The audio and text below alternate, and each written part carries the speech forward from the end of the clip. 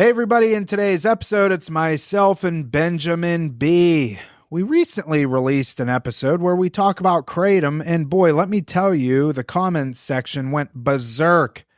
So we recorded this episode to clarify our position when it comes to Kratom or Kratom, whatever you want to call it. Our stance has been tried and true this whole entire time. We are not pro-Kratom, but we do think that there are instances and when it makes sense. So we have that discussion, and then we transition to a question that was asked to Ben via email. What should I get my addict son for Christmas? That sparked some interesting conversation between Ben and I. We cover all that and more. Enjoy the show. Here we are, Real Recovery Talk. I am your host, Tom Conrad. In today's episode, we've got Benjamin B. What's happening, everyone? First things first, thank you for tuning in on the podcast app, whichever one that you choose to use, and thank you for watching on YouTube. In the end, if you have any comments, questions, or concerns, you could always reach us, info@realrecoverytalk.com. Again, that's info@realrecoverytalk.com. And ultimately, we want to help you turn your mess into your message, right, Ben? Yes, sir. What's going on? Chilling, my man. I'm ready to podcast today. I like explaining our purpose. Well, I feel the need to explain our purpose and our, mission, Okay, if you will. go ahead. Are you intrigued? Yes. So it's kind of funny, and I don't look at it as confrontation. But I was really thinking last night, based off of a situation that happened through the podcast. So we just released an episode with our buddy Ian, and you titled it the CEO of Kratom Task Force. CEO of Kratom Task Force, and it was like a joke. The title itself is a joke, and is the way you would put it in a way. Well, kind of. I mean, but he is the founder and CEO of the Kratom Task Force. Yeah. So we had some pro Kratom listeners listen to the episode. I guess it popped up on their algorithm, and in particular on YouTube. But my messenger app started blowing up through the podcast.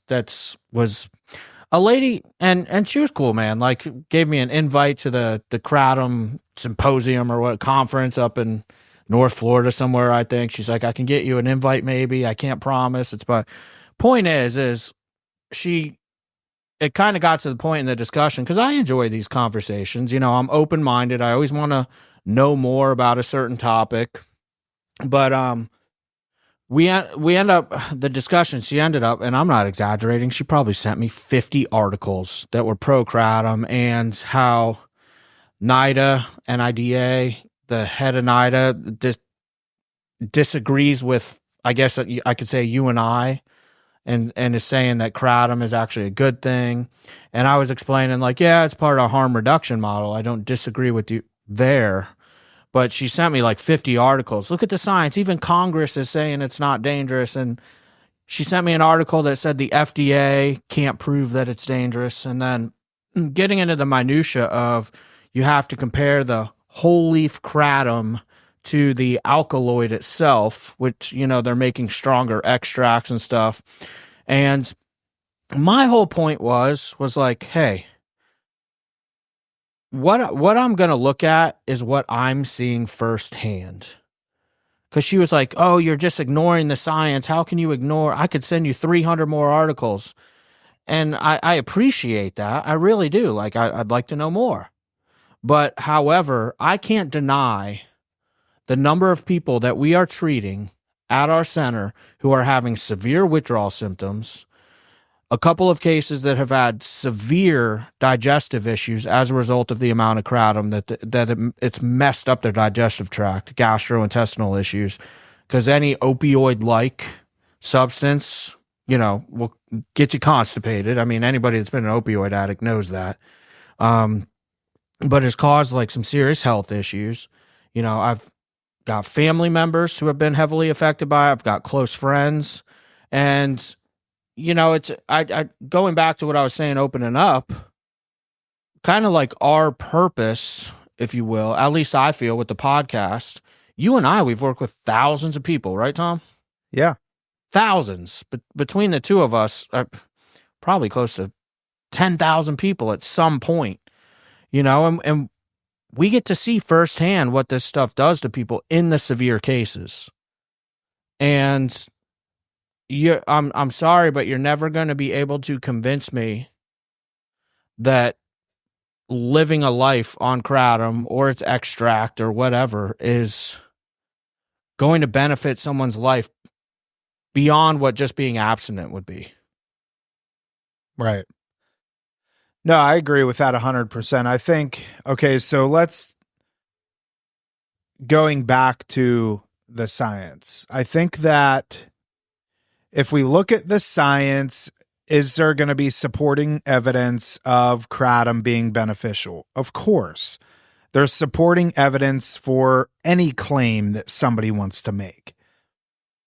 Doesn't mean that it's right, doesn't mean that it's wrong. Could it fall somewhere in the middle? Yes. Are there instances where kratom has been beneficial for people? Yes. That's not, we're not even, listen, this whole podcast is opinion based. None of it is based in fact. Well, opinion based off our experience. Yes. And people tend to glance over that. Now, if we look at, science in the sense of over the history of the years, science has been extremely beneficial for overall society. It doesn't necessarily mean that it doesn't screw up. Like, just because it's science doesn't necessarily mean that it's right. Yeah. If we look at vaccines over the course of history, vaccines has done tremendous things for people. Going back to measles and mumps and all the polio and all that stuff that was wiping people off the planet, vaccines have been extremely beneficial. There's other things that, where pharmaceutical drugs have taken us, science has been extremely beneficial for mankind overall, in my opinion, has been extremely beneficial. But to pretend like just because the science says that something is beneficial doesn't necessarily mean that we have to take that as factual. I am going to listen and pay attention to my own experiences and what I witness with my own two eyes and hear with my own two ears. I'm going to take that as more credible than what some scientist published or what Congress approves. Now, it just so happens, vaccines, I don't know jack shit about. So you have to use a level of, there's a level of trust there. There's a level of, what you're talking about. I don't know this space, so therefore I'm going to entrust my opinions, and I'm going to hold my opinions to myself. Everybody's got one, but this area, so I'm going to go ahead and entrust. But now you're stepping into our territory, and what we see and what we have witnessed and what we have gone through with, at this point, thousands of people. Now you're stepping into our territory, and we have every right in the world and data to support that kratom is not necessarily a great thing. Is it good? Sure, in certain instances. And I have been very vocal about that. Yeah, I mentioned too that in the past we had on Mark Bell, Chris Bell's brother, and Chris Bell was the, what would you call him? The producer, the writer? Yeah, the director executive producer of a documentary called A Leaf of Faith, which was on Netflix. Was it on Netflix or Amazon? Yeah. On Netflix. Yeah. And it's literally about kratom, and he had a double hip replacement. You brought this up the other day. Right. We were podcasting with Ian. So again, it's not that we're not open to situations where it's a better alternative than some other stuff. However, Tom, you brought up a good point with the trust thing, where we're here to help the people that have decided that we're the people to trust with their situation. Maybe there's people out there, I'm sure there's people out there using kratom, maybe in a way that benefits their life, and they haven't maybe gotten physically addicted to it or whatever the case is. But the purpose of what we do is help the people, whether it's fentanyl, alcohol, or whatever, that have taken this to the extreme. That's why they're coming to us. They're coming to us so that we can help in those situations where kratom is taken beyond a reasonable measure. And now we're here to help them on the other end of that. So it's kind of like what is, you have to decipher, like, the people that I'm going to for help, what is their role? And it's our role to help those people that are straight up addicts and alcoholics, regardless of the substance. Yeah, and we're always coming from an abstinence-based approach. Now, you know, what I think, as far as you and I go, we have our beliefs, we have our opinions, we have what we believe is truth, and we're very vocal about that, but we're willing to engage in discussion when it comes to the other side. In my opinion, and what I would ask anybody that is in this pro-kratom, they're always screaming from the rooftops about how great kratom is. My question would be, do you have any examples, or do you have anybody that you would not recommend kratom to? And I'd be curious to know their answer. And there was actually another group of women too that have a YouTube channel. I'd have to go in the comment section and look, but they were like, "Oh, you should have us on the show." And I think it was 4 women. I pulled it up and just looked real quick. I didn't dive too deep, but I'm pretty sure it's 4 women that have a podcast. It's all about kratom. All they do is post hundreds of videos on congressional hearings. They have discussions about it, stuff like that. And they were saying I'd be open to discussion for sure. Yeah, I would too. I want to know. I'm going to ask the question: who is kratom not right for? And I'm purely skeptic here, but I'm going to go out on a limb and say that a lot of them would say it's good for anybody. Yeah, and that's the thing. Like, no, it's not. There are situations, there are instances where it's good for, but I think the vast majority of people, it's not good for. And another thing that she brought up that I want to touch on is the fact that at one point in the discussion, I'd have to go look back at the specifics, but it said something along the lines of kratom is better than methadone and Suboxone for tapering somebody off of other opioids, staying on whatever for medically assisted treatment, whatever the case may be. But again, like going back to that science thing that she was like, "Oh, well," at one point she said, "Oh, just go ahead and ignore the science." You know, I was like, well, I'm going to pay attention to my own experience. But if you look at just that statement in itself, she mentioned methadone and Suboxone, and I'm going to harp on the methadone one. At one point in time, the science done by the United States government or whoever funded it was saying that methadone was a better alternative than anything else. And I could tell you from my personal experience, I've never been more physically addicted and dependent to any drug on the face of the planet as I was methadone. That stuff did more damage to my body than heroin, than crack, than meth. That stuff destroyed me. And at one point, the science said methadone was the better alternative for me than the heroin addict.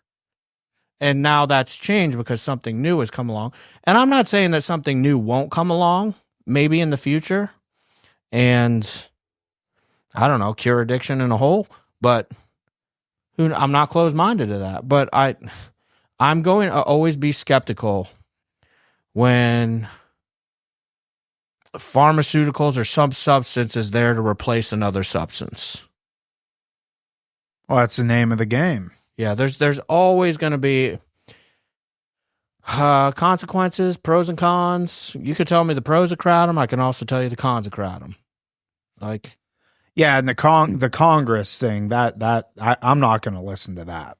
I'm sorry. I don't care what Congress says is beneficial or what's not, because reality of it is the vast majority of them go in making $30,000 a year and leave making $30 million a year. So, you know, they're in bed with somebody. Yeah, yeah. And again, this lady's not on here to, for lack of a better way to say it, defend her argument.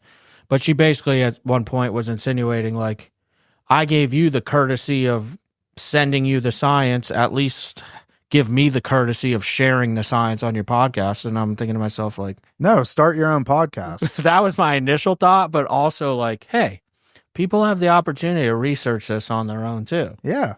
Like, and again, I'm here to help the people that have been severely negatively impacted by Kratom. Well, I mean, if you go through some of our videos, especially the non-alcoholic beer one, I mean, there's people out there left and right that are so butthurt over this stuff. And it's like, if you want to say whatever you want to say, and the beautiful thing is we get to decide if we give you the platform to say it. Chances are we're not going to. Go start your own thing. If you're such a proponent of it, go start it. And then we'll collaborate podcasts. We'll do something like that. But that's, the comment section's hilarious, No, and I do appreciate it, man. Like that, the science needs to be done. The research needs to be done. I appreciate there being camps of both people. I would rather see detoxes use Kratom to detox people over Suboxone. Yeah. I think a natural plant would be better than using a pharmaceutical. I do. Okay. Now, yeah. But does that mean that I am pro Kratom? No. No. I mean, listen, I'm pro Suboxone in the first, 7 to 10 days. That's it. Or if you're 65 years old and you've been shooting dope underneath a bridge and you've given abstinence-based a valiant effort for, years and years and years, okay, you want to go on Suboxone maintenance? Totally fine. I'd be pro Kratom. First 7 to 10 days, get you off the opiates or whatever. Or if you've been taking massive amounts of opiates and you're going to use Kratom to wean off or take less of, okay, I can engage in that conversation. My only issue with Kratom, and we're going to move on after this, is people pretend like it is not the same as heroin or alcohol or benzos or this or that. It is 100% absolutely the same if you look at the reason behind using it. I don't care. Snickers bars, I am going to say, are the same as heroin depending on how you're using it. You're using something to elicit some sort of result because you don't like the way that you feel. You're trying to alter your mood and your mind. Yep. So these kava bars and people going to the gas stations and claim that they're sober and taking Kratom and whatever, teach their own. I don't personally care. But to pretend like there's nothing wrong with it is false, because we see it firsthand what it does to people. Yeah, there's a reason insurance companies are now approving people to go into detox facilities for Kratom. I brought that up too. I'm like, insurance companies are recognizing it for detox protocol. That says something. Insurance companies are in the business of not paying. Yeah. And making profits if they're actually... If I send a client to a detox center that's right down the road and they're not using anything but Kratom, the insurance company is going to pay for it. Now, I can't send a client down to that same detox center that eats a box of Snicker bars each day, but they're using the substances the same exact way. Why do you think that is? Because the Kratom has a far more physical response than a box of Snicker bars.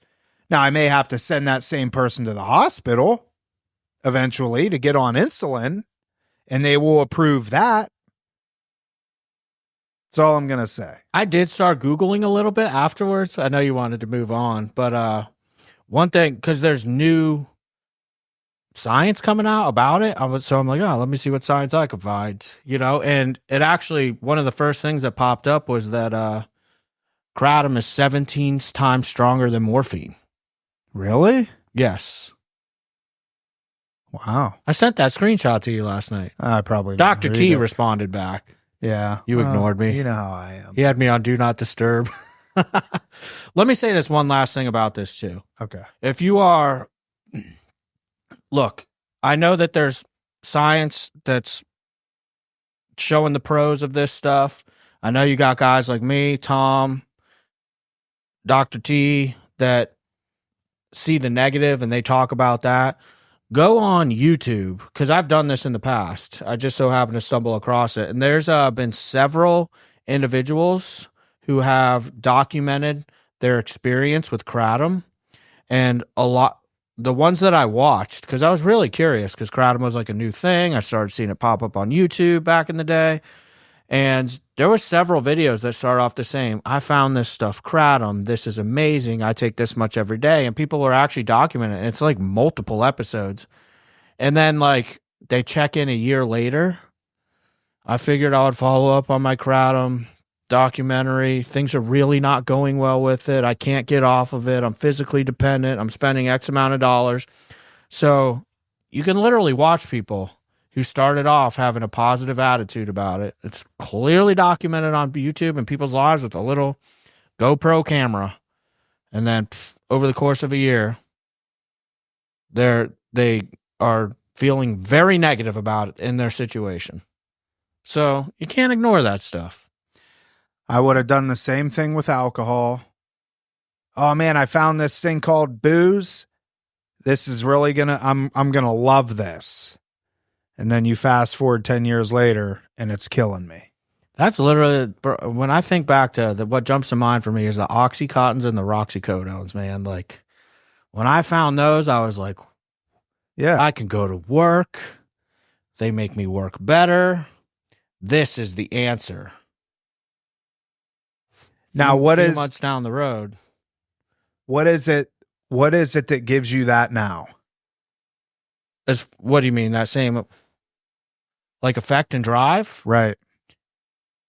I would consider it purpose and fulfillment, man. Like when I was all about self-soothing through substances, I was selfish, self-centered, looking just to make myself feel better internally with an outside substance. Today, I can honestly sit here and say I've got purpose. And I think, dude, in life, man, if you don't have purpose, what's the point? What do you have? Nothing. You look at old people, for instance. How many times do you hear about a guy that worked every day of his life up till he was 75 years old, retires, and then is dead within a year? Yeah. Because they loved whatever it was that they were doing as a career, whatever the case. You hear those stories all the time. All of a sudden, they felt like they had no purpose. And I don't know, like, bro, the mind and soul are powerful. Like the will to live leaves. The will to live leaves. Yeah. Okay. Yeah. Yeah. Yeah. Of course. No, that brings up a good point. I mean, I remember finding alcohol and thinking I have arrived. And then I found cocaine and I thought the same thing. And I found benzos and I thought the same thing. But when I decided to put all of those down, the only thing that has ever come close to giving me that same sort of effect is spirituality, connection with people, purpose, relationships. Notice none of this stuff equates to an actual tangible thing. It's all internal, and it's why there's this saying, we're always chasing after that first high. You're never going to reach that again. That first time that you took a Roxy, in comparison to every other time you took it, you're never going to elicit the same result. Yeah. So we're chasing after something that we'll never be able to accomplish again. And we're also chasing what other people can do. I think alcohol is a really easy example. Like, for instance, I'm down at my pool almost every weekend, and there's people that I've gotten to know very well that live in my community that at this point they're friends, and they drink a reasonable amount, not excessive, every Saturday or Sunday, one day or the other. They usually don't drink 2 days in a row. I'm not the guy that can get away with that. No. So back to the kratom thing. I'm sure there's some people out there that maybe use kratom a couple times a week. Just like there's people that have a couple beers on Sunday and they're able to stop. That ain't me. No, and it's not the population that we work with. No. So, yeah, I guess all in all, like, I will politely suggest, if you're so pro kratom, yeah, you're right, Tom. Go start your own pro kratom podcast, because I'm here to help the people, man, that have had severely negative consequences from it. And tell us the people that it's not good for. Yeah. I really want to know that answer. Who is it, in your opinion, kratom is not good for? I'm going to venture to say they're going to say it's good for everybody. Oh, in some capacity. Maybe I'll message her. Dude, and I'm not bashing this lady. Let me no, me neither. I'm not bashing her. Like, everybody has their opinion. Oh, she ain't the only one. Yeah. There's many of her. Yeah. And she was passionate about it, bro. My messenger was like, oh, I know. I ding, saw ding, it. Ding. I went in and started looking, and I'm like, holy smokes. Yeah. It was long, dude. As I was having my smoke, I was at Stogie's having a cigar. She probably sent 30 articles before I sent one single response. Yeah. Yeah. Which, dude, I appreciate it, man. Like, honestly, and I do appreciate communicating people even that I have different views from. And we weren't arguing. I don't look at it like we were arguing. That last message you sent her was pretty good. Let me see if I can pull this up for the audience. Ben said, dun, da, da, da, da. Hang on, this will be worth the wait.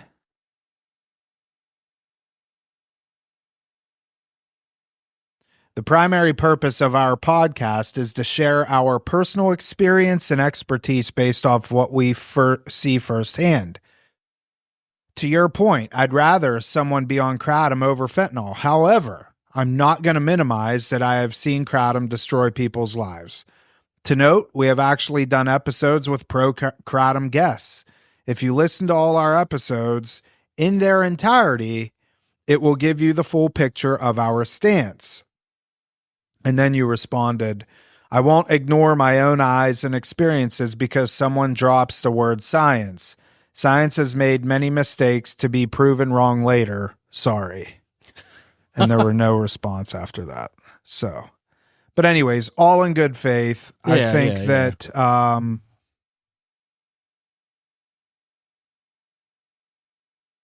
somebody else, all in good faith. I love the conversation, but let's move on.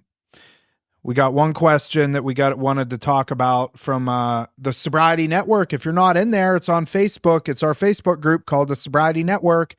Please go there and join. All you have to do is answer a couple of questions, and we're going to let you in. You got to get rid of this frog in your damn throat. I think I have a respiratory infection for like a month. You got something? Yeah, I'm pretty sure. I never go to the doctor. I see Dr. T. She gave me some ear drops, but did I you think use that was them? the wrong thing.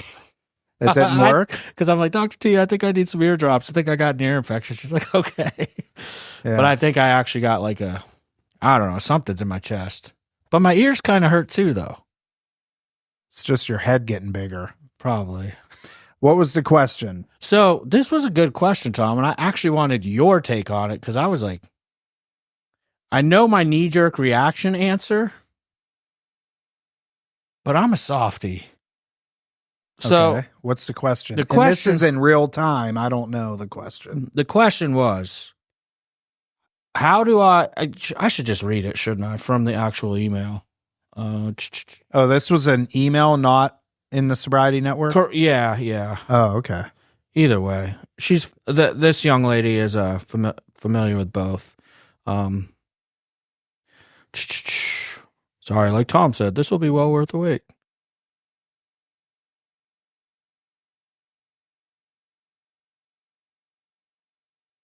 Well, I pulled mine up a lot quicker than you. Oh, I know. Now,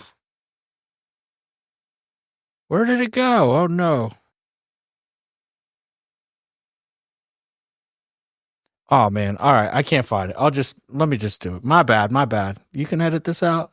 Just go. It said something along the lines of, what do I get my son for Christmas if he's in active addiction as far as a gift goes? That's the question? Yeah. What do I get my son who's in active addiction? Potentially an active addiction. What do you mean, potentially? Like, she's unsure at the moment. He's not really answering the calls. Let's just say, for the sake of this, that we know he's in active addiction. Okay, and does he live with her? No. He lives on his own? He went out of state to treatment and then went to a halfway. And okay. But she suspects is using. Okay, so I would not get him anything of value. If you want to get him anything, get him a big book. What? Tom. I'm not kidding. Get him a journal. Get him That's a good idea. Get him something that is, number one, first and foremost, not of any value. Not a new iPhone, not a PlayStation or a gaming system, not an iPad or anything like that, because if he's actively using, it's going to be gone just as quick as you sent it to him. Get him something that, he could actually put some use to, or maybe some new clothes. That's if you're going to get him anything. I'm going to be more of the camp of don't get him anything. So that was my knee-jerk reaction. I wouldn't get him anything. Yeah, I mean, especially, I don't know, man. People look at me like a Grinch anyway. Like, my family wasn't big on holidays growing up, so maybe it's not that big of a deal to me. But I'm trying to put myself in my wife's shoes. If Levi ever had some sort of issues, which God willing he doesn't, Amanda would have a real hard time not getting him something. But I would say if, maybe a text message, if he's not answering the calls and he's not in communication with you in any sort of way, then giving him some sort of tangible thing isn't going to mean anything. I would give him some sort of text message, like a supportive text message, maybe some sort of quote. And then, as the relationship rebuilds and hopefully he gets clean and sober again, maybe if it's in February or March or whatever, surprise him with something that, hey, I wanted to give you this at Christmas time, but you were using and I didn't want to, yeah. Yeah. Honestly, it's a tough question, and I've never been asked this one before, and that's why I wanted to ask you. I'm like, have you ever been asked that before? No, but it's a good question. But I would say nothing. Send him a text. Let him know that you love him, that you care about him, that you're thinking of him, and, that Christmas isn't the same without him. And just wait. Sit back and wait. It's risky, but you're running that risk whether you get him a Christmas gift or not. I think she said she got him like some socks and stuff.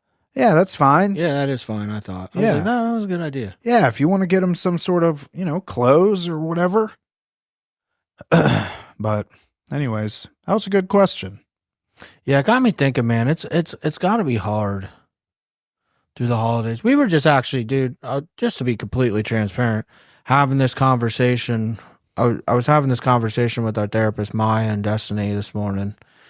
And the people that are in treatment with us right now, this isn't like 100% across the board. It just, for some individuals, the timeline, you can't predict when things are going to fall off with active addiction.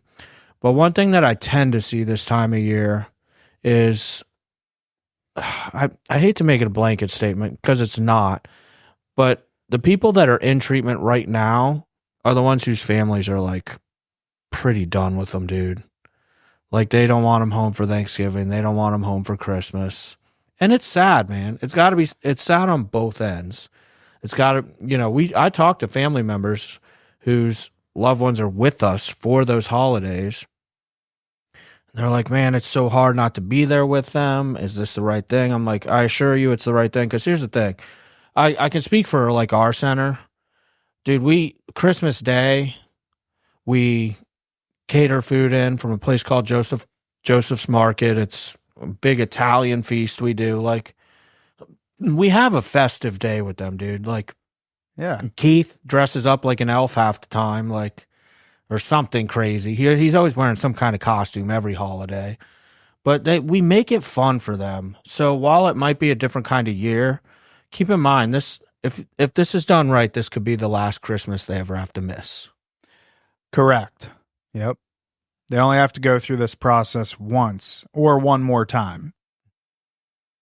So, all right, Ben. Any final thoughts? No, sir. That was fun. I'm patiently waiting by my phone to get a text message from a specific person. You know what I was going to say? What? For a gift? Send them Russell Brand's book. Oh, yeah. I enjoy that read. That would be a good book. Is it literally titled, pardon my French, this is the legit title, The 12 Fucking Steps? No. No? What's it called? I have the book. It's been years since I've read it. It's sitting on my bookshelf at the house. It is titled Russell Brand, Recovery, Freedom from Our Addictions. Very good book. That's the one with the light blue cover. It's light blue and white. Yeah. Yeah. Yep. That's a really good book. I'm going to throw that out there as a recommendation read. It breaks down 12 steps in a way that's very palatable, very easy. He communicates it very well. Simple, simplistic, if you will. Well, since you let the cat out of the bag, that's what I'm patiently waiting by my phone for. Confirmation that he will be here tomorrow to record with us. So. I didn't let the cat out of the bag. You just did. Well, you kind of did. So, anyways, Russell, you're obviously not going to hear this, but fingers crossed that this happens. So, all right, let's wrap this up. All right, that is it for this episode of Real Recovery Talk. Thank you for tuning in. In the end, if you have any comments, questions, or concerns, you can always reach us, info@realrecoverytalk.com. Again, that's info@realrecoverytalk.com. And ultimately, we want to help you turn your mess into your message. That is it. We will see y'all later.